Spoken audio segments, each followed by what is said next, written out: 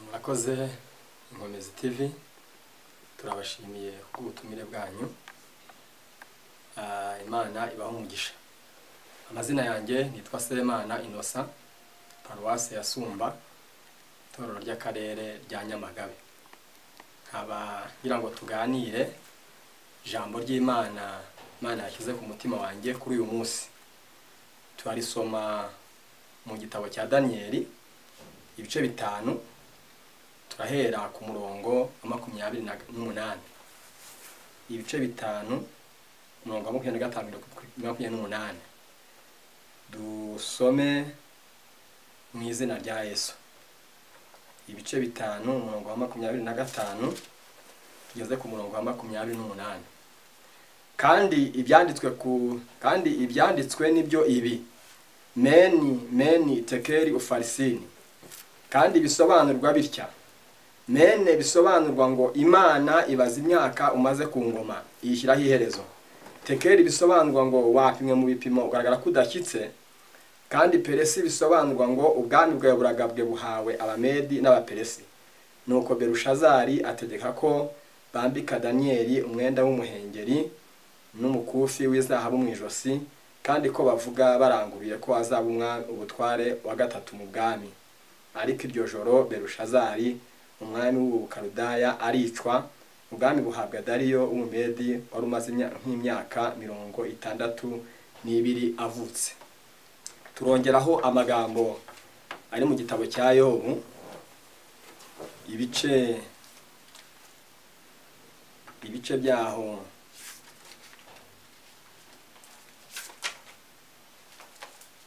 ibice byaho 31:5-6. Niba naragendeye mu binyoma, ikirenge cyanjye kikihutira kuriganya, henga mpimirwe mu minzani ireshya, kugira ngo Imana imenye gutungana kwanjye. Niba intambwe zanjye zarateshutse inzira, umutima wanjye ukayobezwa n'ibyo amaso yanjye areba, kandi niba inenge yarometse ku biganza byanjye, ndakabibaha Sarurundi, nukuri imyaka yo mu murima wanjye irakarandurwa. Reka tusome ayandi magambo ari mu butumwa bwiza bwa Matayo ibice 10:3-7. Matayo ibice 10:3-7.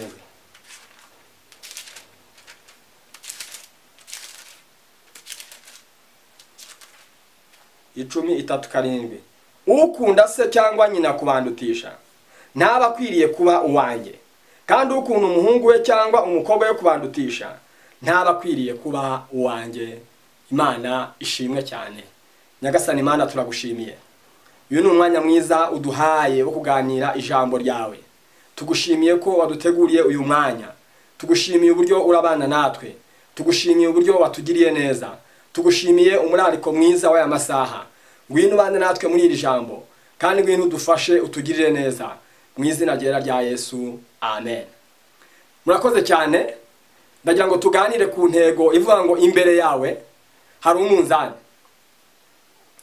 Iri jambo rifite intego ivuga ngo imbere yawe hari umunzani.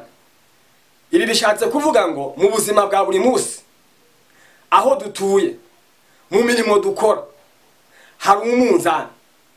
Uyu munzani ushobora kuba umugore wawe. Uyu munzani ushobora kuba umugabo washatse. Uyu munzani ushobora kuwusanga mu kazi ukora. Uyu munzani ushobora kuwusanga mu bana wabyara. Uyu munzani ushobora kuwusanga ahantu hatandukanye. Ariko icy'ingenzi ni uko uyu munzani uzagupima, hanyuma hakagaragara niba ushyitse cyangwa udashyitse.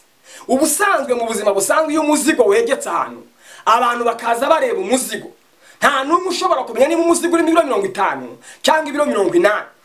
Ushobora gusanga abantu bose bibeshye.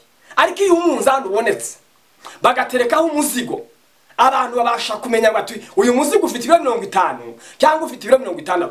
Hari igihe bamwe baba bagerageje bakavuga bikeya, hari n'ababa bagerageje bakavuga byinshi. Ariko igisobanuro cy'umuzigo ni umunzani, ni ugaragaza ibiro by'umuzigo. Imana idufashe cyane. Dusome amagambo yo muri Daniel. Umwami Berushazari mu bice 5 bya Daniel yakoze ibirori. Biriya ntabigaragaza impamvu y'ibyo birori, ntabigaragaza umunsi mukuru yari yakoze icyo wari ugendereye. ariko ngo yararitse abatware 10 bari bafatanije kuyobora, bateka ibyo kurya bararya baranywa. Bibiliya ivuga ngo igihe kiragera kuko barimo barya bananywa, ngo hari abagore b'inshoreke, hari n'abagore, hari ibigirwamana by'amabuye n'iby'ibyuma n'iby'ibiti, kandi hari uburyo butandukanye bwari bwateguwe. Ariko uyu mwami aza kugira icyifuzo kitari cyiza, aravuga ngo mu byo turimo dukorera ahangaha mutuzanire ibikombe byavuye mu nzu y'Imana i Yerusalemu, tubinyweshe vino, tubinyweshe duhimbaza ibigirwamana. Abantu baramwumvira, barihuta, bazana ibikombe n'amasahane byari byarasahuwe mu nzu y'Imana Yerusalemu, bikozwe na Nebukadineza se w'uyu mwami Berushazari. Barabizana ngo abinyweshe, aho rubanda bashyiramo baranywa, bashyira ku masahane bararya. Ariko ngo igihe kiragera, Imana ntiyabyihanganira, haza kuboneka ikiganza kiraza cyandika ku rusika, cyandika aya magambo twasomye avuga ngo meni tekeri ufarisini. Iyi nyandiko yahangayikishije uyu mwami cyane, ntabwo yari agikomeje umunsi mukuru, ko birivuga ngo amavi ye yarakomanganye, ngo ahinda umushyitsi, ngo ubwonko bwe buracanganyukirwa, ayoberwa icyerekezo arimo. Abantu bose birabayobera, ariko umunsi mukuru uravurungana. Abantu nibwo babashije kwegera umwami, babura ikintu bamufasha, babona ibintu byose ariko umwami yabonaga inyandiko yandikwa, akabona ikiganza cy'umuntu cyandika, bikamutera ubwoba. Nibwo umwami yaje kubona ibintu bikomeye, ariko haza kugoboka umwamikazi aturuka mu gikari yo yarari, araza arababwira ati mwihangayika. Ariko umwami yari yabanje yifashisha abantu yagiraga. Hari abantu yagiraga ibwami, hari abo bita abanyabwenge, hari abo bita abakarudaya, hari abo bita abapfumu, hari abo bita bajyaga bagira ibintu bashobora kugerageza amahano yabaye. Arabahamagara arababwira ati umuntu usoma iyi nyandiko yarangiza akayinsobanurira azambika umwenda w'umuhemba, ikindi kandi azambika umukufi wa zahabu, kandi azabuha 3 mu bwami. Bahamagaye abapfumu, bahamagaye abanyabwenge bose b'i Babuloni, baraza bagerageza kuri iyo nyandiko, barayitegereza irabagora, kwari ukuyisoma bakavuga n'iki ishatse gusobanura. Ariko umwamikazi aravuga ati niba binaniranye, jewe hari umuntu nzi, haleluya, hari umuntu nzi witwa Daniyeli. Hari umuntu nzi witwa Daniyeli agira umwuka w'Imana, kandi kuna kugiye cya Nebukadineza yajyaga abasha gusobanura inzozi, yajyaga abasha kugira ibintu amenya, yajyaga abasha gusobanura ibintu byananiye abantu. Daniyeli hari uko muzi mumuzane. Barihuta Daniyeli baramuzana, akiza asuhuza umwami. Umwami aramubwira ati ni wowe Daniyeli data yakuye i Buyuda? Daniyeli aravuga ati ni gewe. Umwami aravuga ati numvise bakuvuga ku mwuka w'Imana zera aba muri weho, none ndashaka umuntu usobanurira iyi nyandiko. Nuyinsobanurira uzabuha 3 mu bwami, kandi uzambika umwenda, kandi uzambika umukufi. Daniyeli aravuga ati ndasobanura inyandiko, ibindi byose birorere. Imana yacu ishimwe cyane, amen.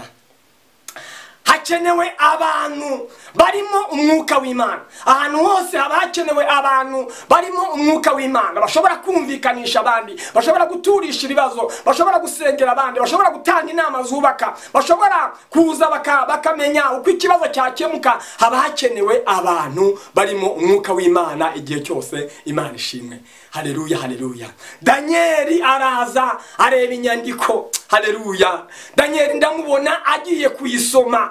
Iyi nyandiko yari yamaze kwerimina abantu bakomeye bose mu gihugu. Inyandiko yari yahindije umushyitsi abantu b'ibikomerezwa. Ndamubona Daniyeli atambutse agiye kuyisoma, ahera ku ijambo rya mbere ryitwa meni. Imana ibaza imyaka umaze ku ngoma ishyira iherezo. Nikiri ijambo ryasobanuraga. Daniyeli abwira umwami ati Imana ibaze imyaka umaze ku ngoma ishyiraho iherezo. Ariko mbere yuko asobanura, mubabarire, mbere yuko Daniyeli yinjira mu mwanya wo gusobanura, haleluya, yarabanje abwira Berushazari, aramubwira ati so Nebukadineza, Imana yaramuhaye uburyo bwose, yaramushyize hejuru iramwogagiza, yicaga uwo ashatse kwica, yaramuhaye ibyangombwa byose. Hataruka igihe kiragera yishyira hejuru, ntiyubaha Imana, ntiyaca bugufi, ajyanwa mu ishyamba kurisha hamwe n'imparage, amarayo igihe kirekire, ubuzima bwe burahinduka. Atariko ibyo byose Imana ishimwe cyane, Imana iza kongera imugirira imbabazi, irongera iramugarura. Atariko noneho nawe nawe mwami nyagasani ntacyo wigeze uhindura, ntacyo wigeze ukora kidasanzwe. Hari naho wavanye ibikombe, hari naho wavanye ibikoresho bikora mu nzu y'Imana ukabizana kubinywesha muhimbaza ibigirwamana. Avuga ati niyo mpamvu ikiganza cyanditse aya magambo. Reka nyagusobanurire rero. Asoma ijambo rya mbere ryitwa meni, hana ngo Imana ibaza imyaka umaze ku ngoma ishyiraho iherezo. Bene data, Imana ijya imenya igihe tumaze mu mirimo, Imana ijya imenya igihe tumaze duhagaze ahantu, Imana ijya imenya ubupasitori bwacu igihe bumaze, Imana ibasha kumenya ubuvugabutumwa bwacu igihe bumaze, uburirimbyi bwa Imana ijya ibumenya, ikamenya igihe bumaze, ijya ibubara, ibara imyaka ubumazemo. Ubunyamasengesho bwawe Imana ijya ibubara, ikabara imyaka ubumazemo, ijya ibikora. Amen.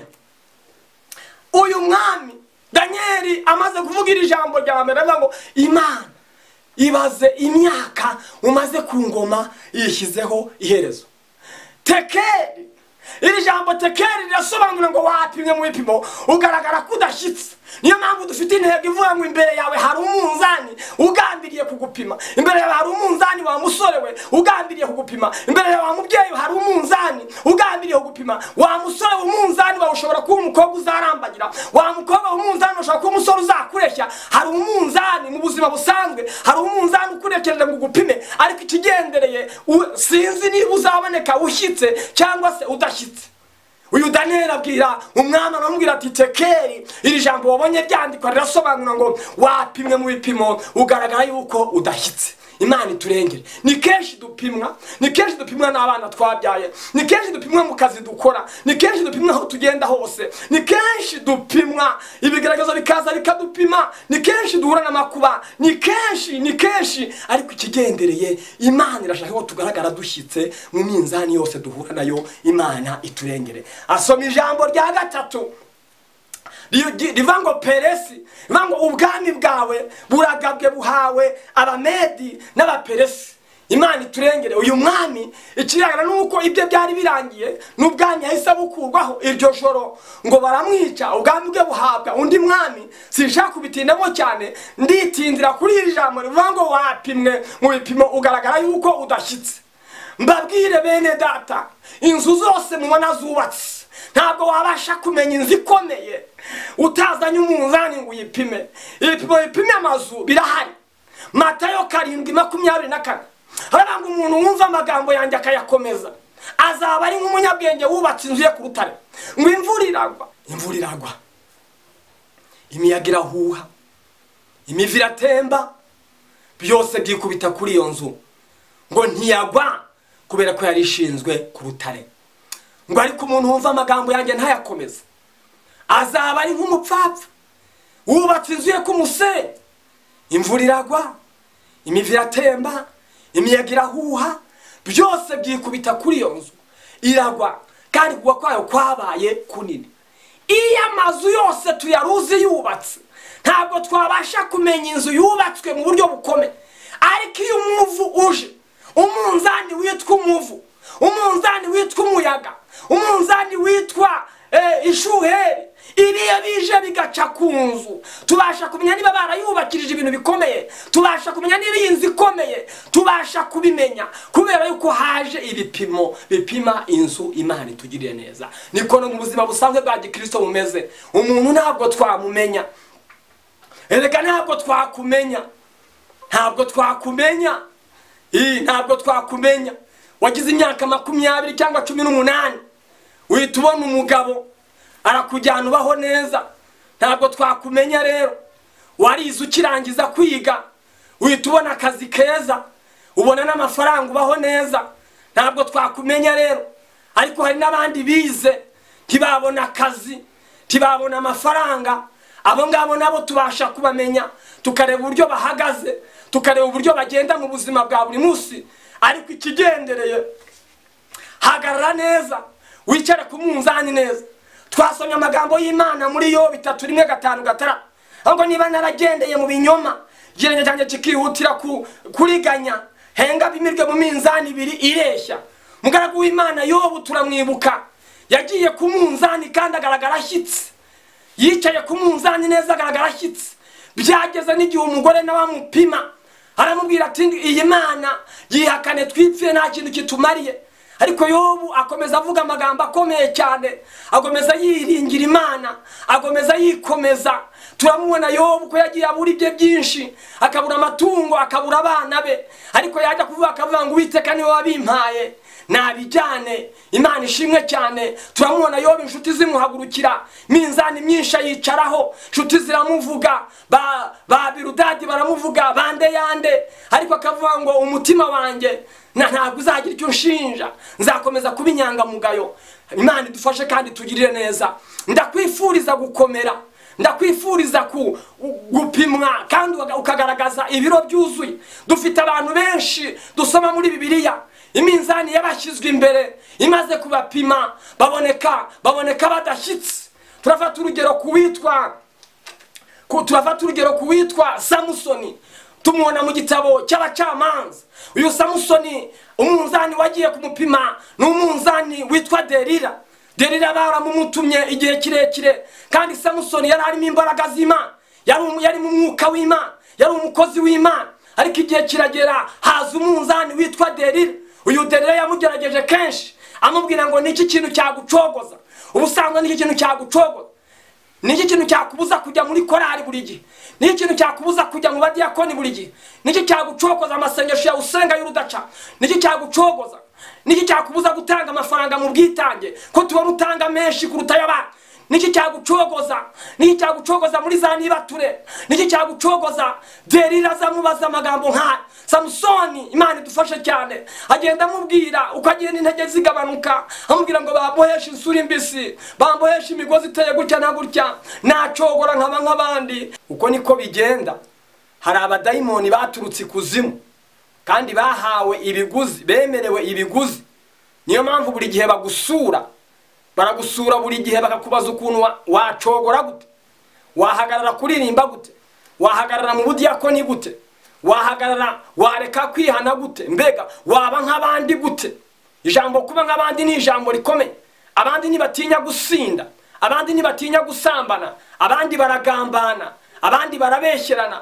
Ariko niba wari warabyirinze, hari abadayimoni bagambiriye kugira ngo baze nk'umunzani imbere yawe, kugira ngo bazagusubize inyuma, ariko uhagarare neza. Uko tubona ko Samusoni atagize iherezo ryiza, yaje kugera ku nshuro ya nyuma avugisha ukuri, kubera ko Delila yari agiye amusatira cyane. Ageze ku nshuro ya nyuma abwira Delila, aramubwira ati ngiye kukubwiza ukuri, ubu bwose ngiye kukubwiza ukuri. Ngo yaramushimikiriye cyane, aramubwira ati ubona nta cyuma cyogosha kiye kigera ku mutwe wanjye. Nuko amaze kumenya iryo banga, ngo arihuta cyane, abibwira Abafilisitiya, ngo baraza bamukuramwo amaso. Arasinzira ku bibero bya Delila, bamukuramwo amaso. Ibyo birarangira, bamujyana gusya ingano. Yabaye amakuru maremare, ntabwo twayatindaho. Icyo nari ngendereho ubira ngo imbere yawe hari umunzani, uko bukeye nuko bwije hari umunzani ugutegereje kugira ngo uwicareho, kandi kigendere nugira ngo ugaragare niba ufite ibiro cyangwa se udashyitse. Imana yacu itugenderere cyane. Ni bamwe mu bantu twarimo tuvuga batagiye bashyika mu gihe bari bapimwe n'umunzani. Twabonye Berushazari ntabwo yigeze apimwa. Bene data mbabwire, niba Imana yaremeye kumanura ikiganza cyawe kikandika hejuru y'ibikombe n'amasahane byavuye mu nzu y'Imana, natwe turi ibikoresho by'Imana, natwe turi mu nzu y'Imana. Nitwitwara neza, niduhagarara neza, Imana yatanga n'ingabo zigapfa. Imana idufashe kandi tugirire neza. Ariko hari n'abandi bantu bashyitse. Twabonye Yobu ko yashyitse, umunzani yawicayeho neza, arashyika, agenda avuga amagambo akomeye cyane. Turabona umugabo witwa Naboti mu gitabo cya mbere cy'Abami guhera ku ibice 21 guhera ku murongo wa mbere, turahabana umugabo witwa Naboti wabaye intwari. Umunzani we wazanywe n'umwami bita Ahabu, niwe wawuzanye. Arazana amubwira ati Naboti, ufite uruzabibu i Yezereli, ndagira ngo ngusabe urumpe ndugire igihambo cy'imboga zanjye. Naboti aramubwira ati ntibishoboka. Bigera naho Ahabu akoresheje ibiguzi, aramubwira ati uruzabibu urumpe nguhereze ibiguzi ku ifeza. Ariko Naboti arakomera cyane, abwira Ahabu, aravuga ati biragatsindwa, ugurisha uruzabibu rwa gakondo yacu biragatsindwa. Imana yacu dufashe kandi tugirire neza. Sinzi hari abantu benshi bamaze kugurisha, simbizi uko byagiye bigenda. Hari abantu bamaze kugurana uko hahagurutse siko kimeze. Hari abantu bamaze kugurana, ariko uyu Naboti yabaye intwari. Turamubona ko yagize iherezo ryiza nubwo byabaye birebire. Yezebeli agakora politike yo kumwicisha, bagatora abagabo b'ibigoryi bakiyiriza ubusa, bakamushyira hagati, bakamuha ngo Naboti mumushinje ko yatutse Imana n'umwami, bakamutera amabuye agapfa. Ariko Naboti yagiye ashyitse. Imana idufashe. Naho umuntu yapfa, naho umuntu yava muri uyu mubiri, naho umuntu yagenda, naho umuntu yaba atakiriho, ariko agasiga amateka mazima. Naboti turamubona yasize amateka mazima. Yanze gutanga uruzabibu, yanze kuva mu byizerwa, yanze kureka icyo Imana yamuhamagariye, yanze kuva mu murongo w'Imana. Aravuga ngo biragatsindwa. Naboti rero tumubonana amateka meza, na nyuma yaho Imana yaramurwaniriye. Uko tubona ko abaje kuzungura uruzabibu rwe, Imana yaje irababwira ngo ntabwo byashoboka. Iragenda irabagaya.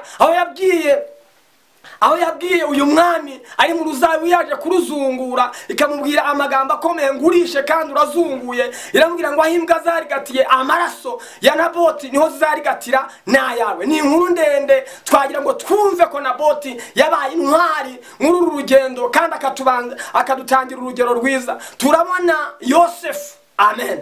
Turabona Yosefu mu gihugu cya Egiputa ajyanywe nk'umunyagano, bamuguze. Ariko turabona kwa Potifaro yahasanze umunzani witwa umugore wa Potifaro. Uyu wari umunzani ukomeye cyane. Uyu mugore aramuhendahenda ngo baryama. Uyu mugore akora uko ashoboye ngo baryama. Ntabwo byoroshye guhendahendwa n'umuntu w'umunyacyubahiro ngo mubyamane.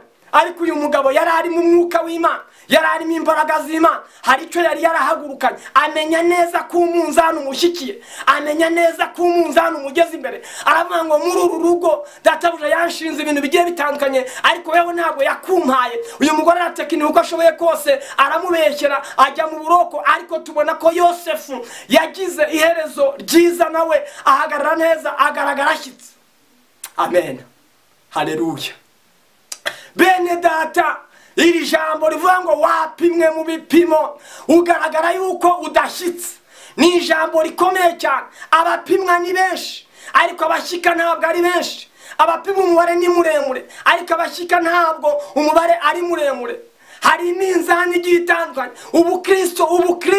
Ubukristo warahagurutse, uza mu nzu y'Imana, wihana ibyaha, utangira urugendo. Ariko muri iyi minsi tugezemo, muri kino gihe dushyitsemo, ubukristo bwakubereye umunzani. Kubutwara bwakubereye umunzani, burakubongamiye. Ubukristo ubundi burakurimita. Ubukristo bugutegeka kuko wambara, ubukristo bugutegeka kuko ugenda, ubukristo bukwereka kuko ugomba kwitwara, ubukristo buguha umurongo. Ariko benshi birabagoye cyane, biranabaruhije, bwababereye umunzani. Ntabwo barimo, ntibishimishije nk'uko byahagombye. Ariko ijambo ry'Imana ryatubwiye muri Matayo, nk'uko twasomye ibice 37, avuga ngo naje gutanya umwana na nyina, umukazana na nyirabukwe. Byanze bikunze ubukristo hari ibintu ugomba gutana nabyo, hari ibintu ugomba gutandukana nabyo, hari ibintu ugomba gusiga, hari ibintu ugomba kureka, hari ibintu ugomba gusezerera, hari ibintu ugomba kubererekera, kubera ko winjiye mu murongo w'ubukristo. Imana idufashe kandi Imana yacu itugirire neza.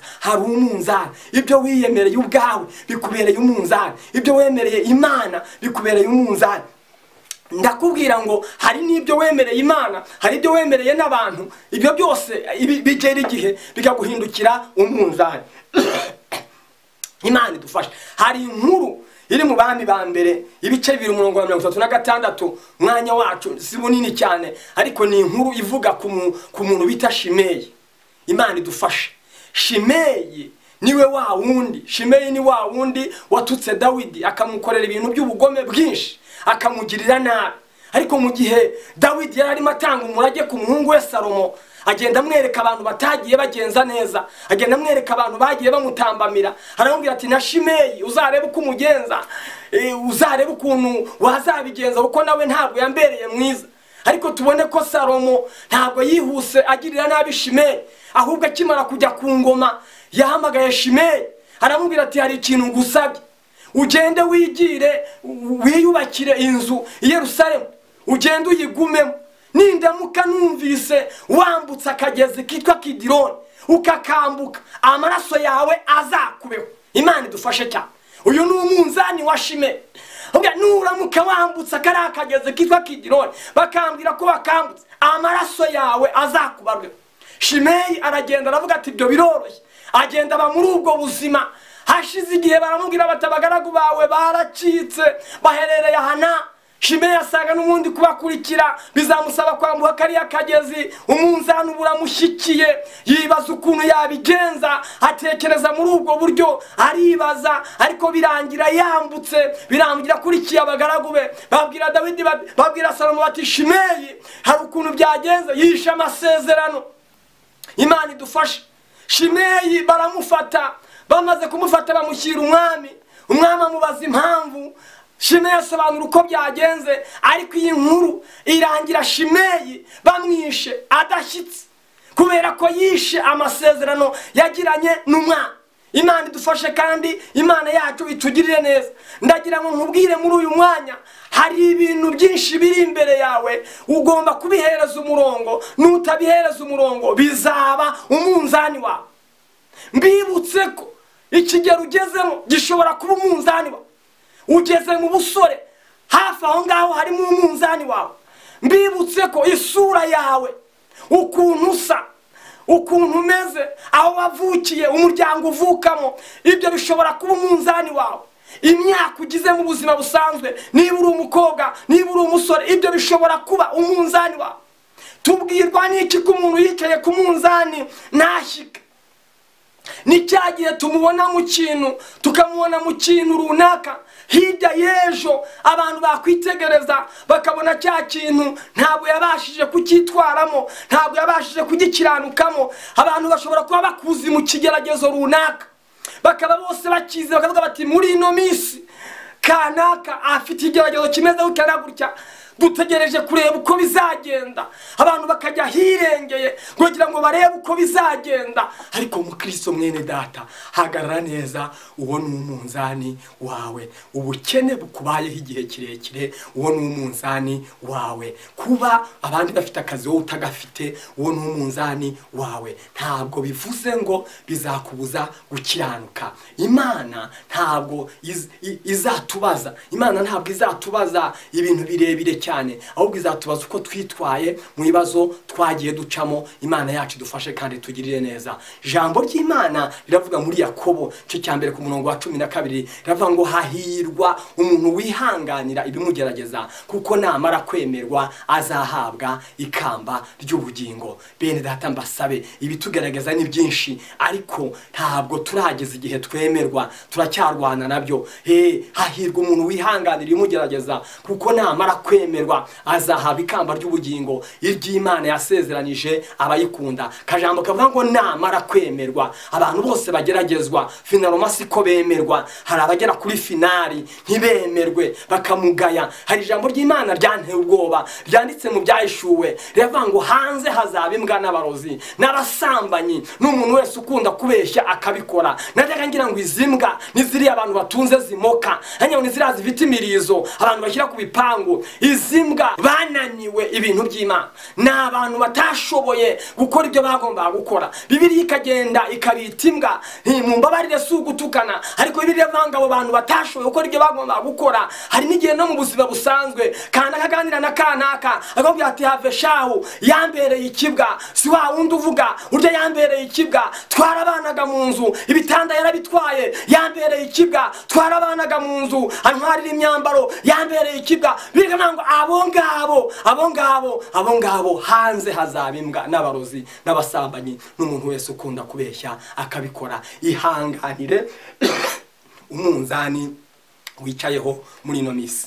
Ihanganire umunzani wicayeho muri ino misi. Imana idufashe kandi tugirire neza. Ntabwo narangiza ntababwiye inkuru y'umuntu bita Esawu, iba mu gitabo cy'Itangiriro, niyo ngiye kurangirizaho. Bibiliya irambwira ngo Esawu yari yaravukanye na mwene nyina. Imana idufashe kandi tugirire neza, witwa Yakobo, bari baravutse ari impanga. Ariko Esawu yari umwana w'imfura, ufite umurage, ufite umugisha mwinshi cyane, kubera ko mu Isirayeli umwana uvutse ari imfura yabaga afite umugisha mwinshi, yabaga afite umunani bwikube kabiri ku munani w'abandi bana, yabaga afite umugisha yarawuvukanye. Ariko Esawu cyo cyabira ngo mvuge ngo igihe kimwe ngo ajya guhiga, kubera ko yari umuhigi. Mugenzi we Yakobo we yakoraga imirimo yo mu rugo, niwe yabaga yibereye, ngo yabaga atuje. Ariko ngo Esawu yari umuhigi, birirwa wirukanka imisozi. Igihe kimwe ngo ava guhiga, arazasanga mwene nyina aratetse, ngo yaje koza, niko Bibiliya ivuga. Kajambo gasobanura ngo yari ashonje cyane ananiwe. Ngo ageze imbere ya mwene nyina aramubwira ngo wambabariye ukama kuri ibyo bitukura utetse. Mwene nyina Yakobo, izina risobanura umuriganya, aramubwira ngo nabiguha ariko ureke tugurane ume ku mugisha wawe. Esawu aramubwira ati ubundi se uyu mugisha umariye iki n'ubundi ko inzara inyishe? Niko bijya bigenda.